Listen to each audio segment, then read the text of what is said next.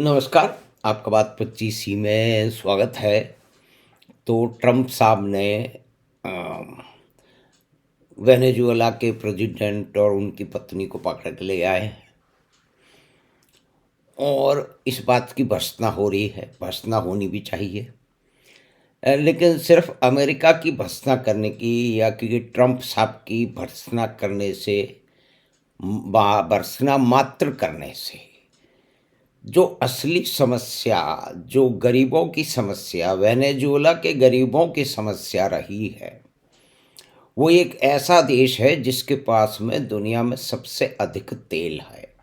ये बात ठीक है कि वो थोड़ा भारी तेल है, तो उसकी साफ सफाई करने में, उसको रिफाइन करने में अधिक खर्चा आता है। लेकिन ये तेल की खोज किसने की, इसमें इन्वेस्टमेंट किसने किया?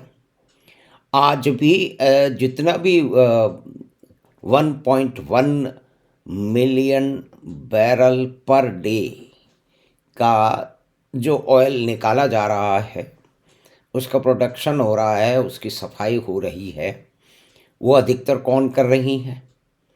वो अमेरिका की कंपनियां कर रही हैं।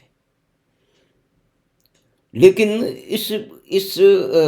इस क्राइसिस को, वेनेजुएला की क्राइसिस को समझने के लिए एक महान व्यक्ति की चर्चा करना बड़ा ही आवश्यक है।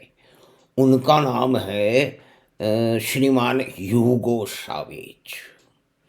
ह्यूगो सावेज स्वर्गीय हो चुके हैं और वो भारत के वामपंथियों के, समझिए कि बड़े ही पूजनीय रहे हैं। हम तो क्योंकि भारत में तो ये बातें हो रही है ना कि अब ट्रंप साहब क्या मोदी जी को भी पकड़ के ले जाएंगे। जो लोग ह्यूगो सावेज की पूजा पाठ करते रहे हैं, पूजा अर्चना करते रहे हैं, और कुछ लोग तो कहते हैं कि जो कि जलाने विश्वविद्यालय में उस समय जब 2005 में वो आए थे, देखिए 3 जगह गए थे। एक केरल जाके साम्यवादियों की सरकार थी, तो वहाँ तो जाना ही था। उसके बाद में पश्चिम बंगाल, वहाँ भी फिर जो है वो सीपीएम की सरकार थी, तो वहाँ तो जाना ही था।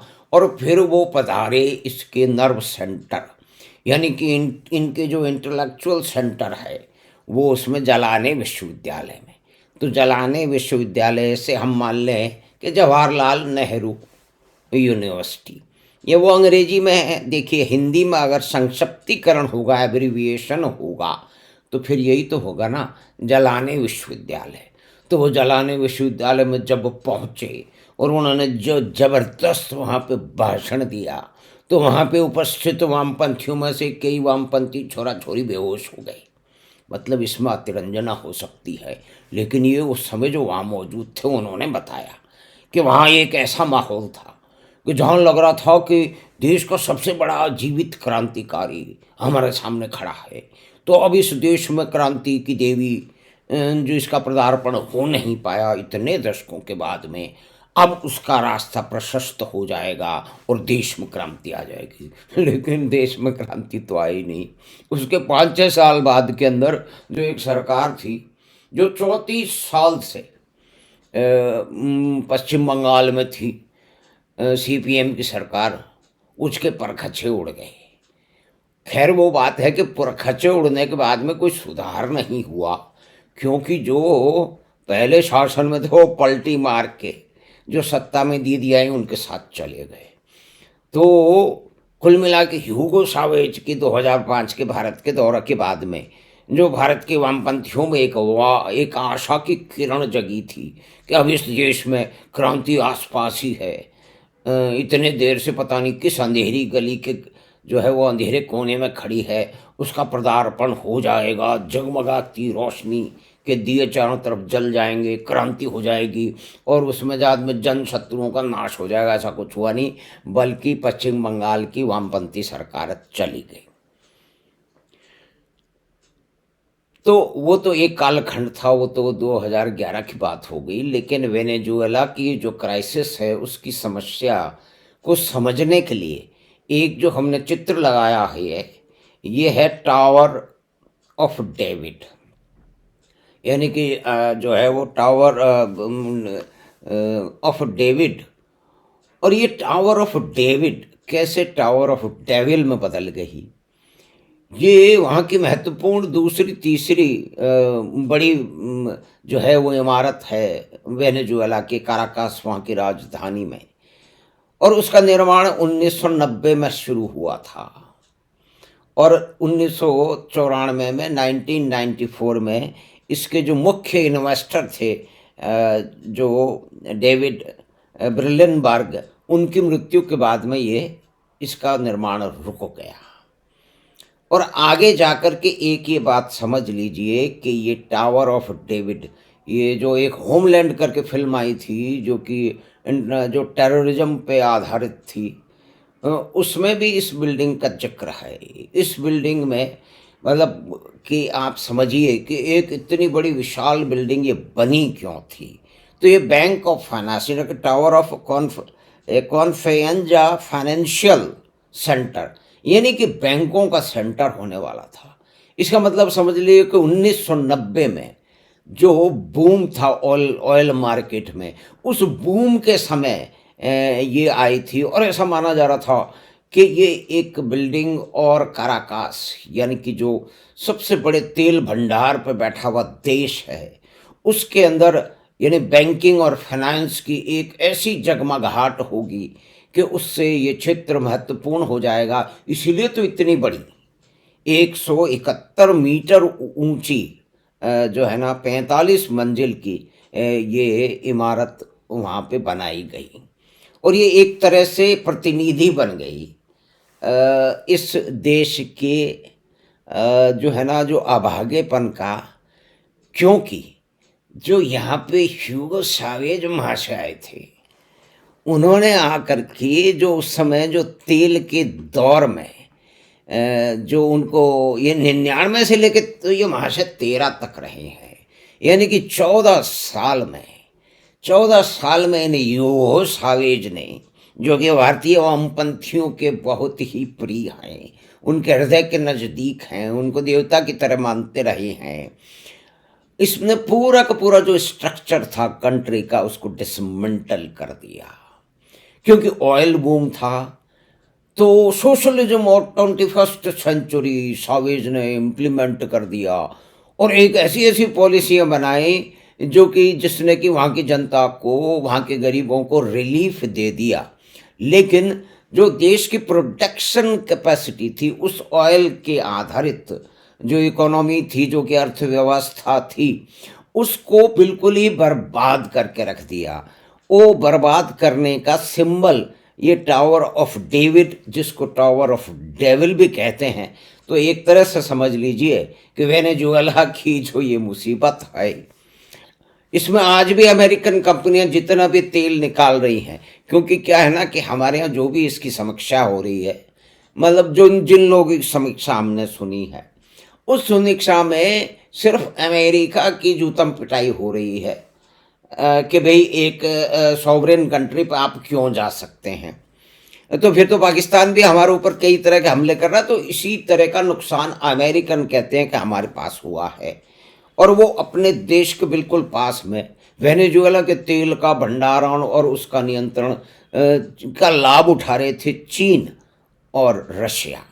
तो इसको वो लॉन्ग टर्म इसमें क्यों होने देंगे।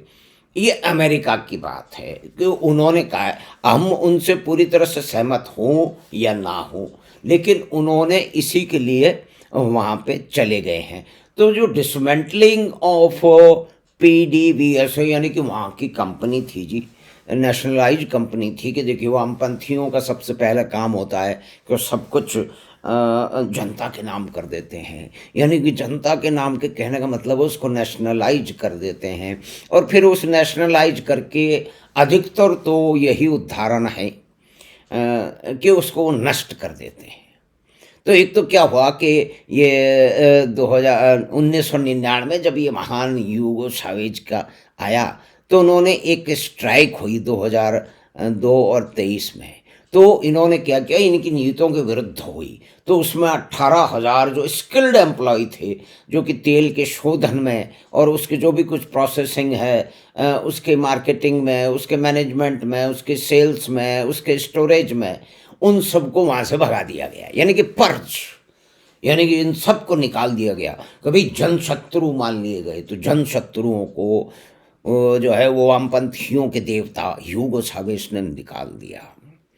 और उसके बाद में क्या हुआ कि जितना भी पैसा आ रहा था, ऑयल का बूम था, उसको मेंटेनेंस और एक्सप्लोरेशन जो है और ऑयल रेवेन्यू को यूज किया गया सोशल फंड, सोशल प्रोग्राम में, यानी कि मिशंस और जियोपॉलिटिकल इन्फ्लुएंस में, यानी कि बाहर के देशों में प्रचार प्रसार और वहाँ से मेल जोल। तो ये इस तरह की ऊट पटांग नीतियाँ इन्होंने कर दी गई और प्रोडक्शन फिर डिक्लाइन होता चला गया। क्योंकि चावेज साहब जो थे, उनके शासन काल में जो कभी जो लॉन्ग टर्म डिक्लाइन हो गया इनके प्रोडक्शन में, कभी 3.5 मिलियन बैरल पर डे 1990 में जो है वो निकाला जाता था।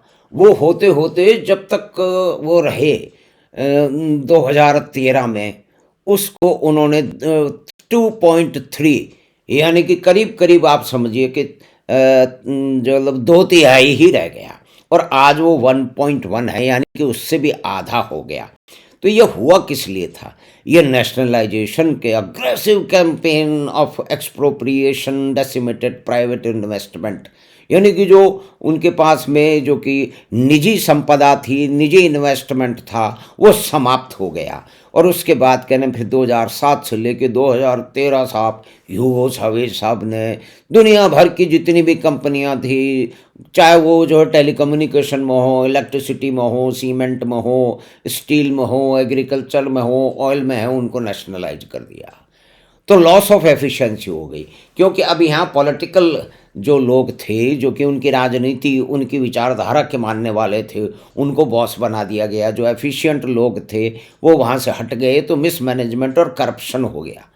तो फॉर एग्जांपल जो है वो स्टील जाइंट सिदौर जो था, उसका प्रोडक्शन जो है वो बिल्कुल ही समाप्त हो गया। अब वो सब भीख मांगने के लिए मजबूर हो गया। और इसी तरह से आप ये देखिए कि फिर सब इन चीज़ों का, मुख्य चीज़ों का नष्ट हो जाएगा, तो उसका प्रोडक्शन, उसका असर फिर जो है वो किसानों भी पड़ता है कि वहाँ की जो खेती बाड़ी थी वो भी समाप्त हो गई। और उसके बाद के अंदर जो प्राइस कंट्रोल के जो डिस्टॉर्शन है, जो मार्केट में जो बदलाव आए, उसको वो सह नहीं पाए, तो फिर उन्होंने प्राइस वगैरह करना शुरू कर दिया, करेंसी कंट्रोल करना शुरू कर दिया। तो आप ये समझिए कि एक डेथ स्पायरल जो है वो वहाँ के जितने भी बिजनेस थे, चाहे वो विभिन्न क्षेत्रों में काम करते थे, तो वो समाप्त होते चले गए। और इसके कारण 2011 में अब उन्होंने ये कर दिया कि भाई प्रॉफिट पे भी, मार्जिन पे भी कंट्रोल कर दिया। तो इसका मतलब यह है कि ये पूरा का पूरा सिस्टम समाप्त हो गया। और वो समाप्त होने के बाद में इस कंडीशन में आ गया कि आप ये देखिए कि मुदोरो साहब आ गए। मुदोरो साहब की ने भी उन्हीं चीज़ों को आगे बढ़ाया। वहाँ पे जो भी पॉलिटिकल डिसेंट है उसको उसको भी उन्होंने बर्बाद किया। तो अब ट्रंप साहब जो ट्रंप टावर है, उन्होंने ये जो वेनेजुएला है उसकी समस्या को अपने सर पे ले लिया है। उसके अंदर जो मुख्य डैमेज हुआ वो चावेज के टाइम से, और उसके बाद में फिर ये मुदोरो के सामने भी जो है लगातार होता चला रहा है।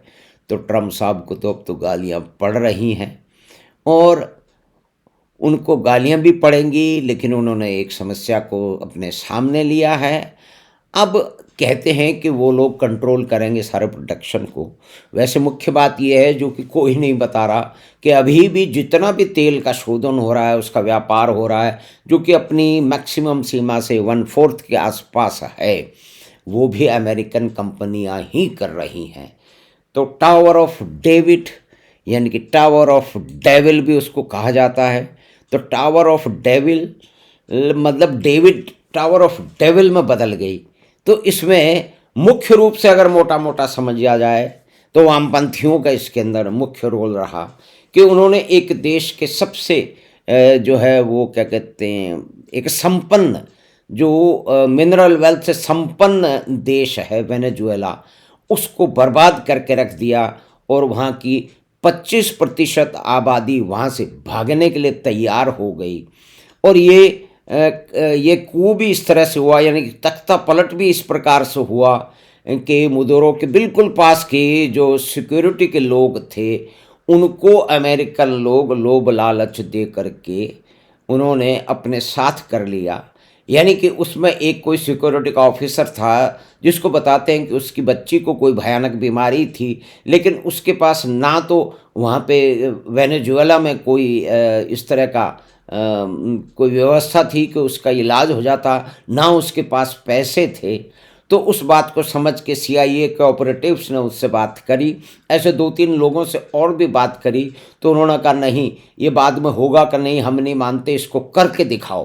तो एक योजना बनाई गई, उसके अंदर ये जो 3-4 लोग थे, इनके जो परिवार के लोग थे, जो इनका सिक्योरिटी ऑफिसर था प्रमुख, उसकी बच्ची को इस इलाज के बहाने यूरोप में कहीं ले जाया गया, कहीं और देशों में ले जाया गया, और फिर वहाँ से उसको सीआईए के लोग अमेरिका ले गए, और फिर जो इलाज वगैरह करना था, जो भी उनको इनाम देना था, जो भी उनका नाम बदलना था, उनको सेफ हाउस में रखना था, उनको एक नई आइडेंटिटी देनी थी, वो दे दी। तो इसके बाद ही ये ऑपरेशन संभव हुआ। और इसमें कहते हैं कि क्यूबा के लोग यहाँ पे 34 जो है वो इस उथल पुथल में इसके अंदर मारे गए हैं। कुछ अमेरिकन इसमें निश्चय घायल हुए हैं, लेकिन किसी की मृत्यु नहीं हुई है। तो हमने बात की वेनेजुएला की, और वेनेजुएला के काराकास में एक महत्वपूर्ण इमारत जो कि बैंक की इमारत, जो कि ऑयल बूम के समय बनी थी 1990 से 94 के बीच में, बाद में उसका निर्माण बंद हो गया। वहाँ पे अपराधियों ने कब्जा कर लिया, फिर उसको खाली करवाया गया। तो एक ये जो एक टावर ऑफ डेविड, या कि और उसको कुछ टावर ऑफ डेविल भी बोलते हैं, वो अब ट्रंप टावर के मालिक ट्रंप साहब के पास है। तो उनको गालियाँ तो पड़ चुकी हैं क्या ऐसा करने से, जो भी ऑपरेशन है उससे। और वहाँ के लेखकों ने भी कहा है, अभी नाम याद नहीं आ रहा है, वो उन्होंने अपील की थी अमेरिका से कि आओ हमें बचाओ। इस पे कभी अलग से बात करेंगे। यानी कि भारत के हमारे बुद्धिजीवी जो मुख्य रूप से वामपंथी धड़े के बुद्धिजीवी हैं, वो आधी अधूरी बात कर रहे हैं। वो गरीबों की तो बात बहुत करते हैं, लेकिन वेनेजुएला के गरीब गरीब क्यों हुए, एक इतना संपन्न देश क्यों गरीब हुआ, वहाँ के 25% लोग भाग गए, तो एक वामपंथी कहते हैं तो उससे क्या हुआ, भागने वाले तो भागेंगे। यानी कि सिर्फ एक पॉलिटिकल नैरेटिव के हिसाब से ये बातें की जा रही हैं, एक बहुत ही उथली क्षमा कीजिएगा समीक्षा की जा रही है। उसमें अमेरिकन वो एक्शन होना चाहिए, नहीं होना चाहिए, मॉरलिटी, वर्ल्ड ऑर्डर, वो सब ठीक है, लेकिन उनके गरीबों की तो सोचो, क्या उनको छोड़ दिया जाए? क्योंकि वहाँ पे वामपंथियों का शासन आ गया है, जो भारत के कुछ जो तथाकथित विद्वान हैं उनको बड़े प्रिय हैं, उनकी पूजा करते हैं यू ओसागेच की, और मुदुरों को भी मानते हैं कि उनका प्रतिनिधि है। तो वेनेजुएला के गरीबों की बात हमने अवश्य करनी चाहिए। वो हमने थोड़ी बहुत जानकारी ली कि एक संपन्न तेल के संपन्न देश को वेस्टर्न हेमिस्फीयर में उसको कैसे गरीब बनाया इन वामपंथियों ने। तो इसमें और भी कई बातें करनी जरूरी हैं कि आगे क्या ऑप्शन है। मुख्य बात ये भी है जानने की, जो कि कोई नहीं बता रहा है, कि तेल में जितना भी शोधन अभी भी हो रहा है वो अमेरिकन कंपनियां ही कर रही हैं। तो हमें आशा है कि बातचीत आपको पसंद आई होगी। तो आप चैनल बात 25 को सब्सक्राइब करें, लिंक अपने मित्रों और परिवार के साथ साझा करें। हम आपसे मिलेंगे बात 25 की अगली बात में। धन्यवाद, नमस्कार।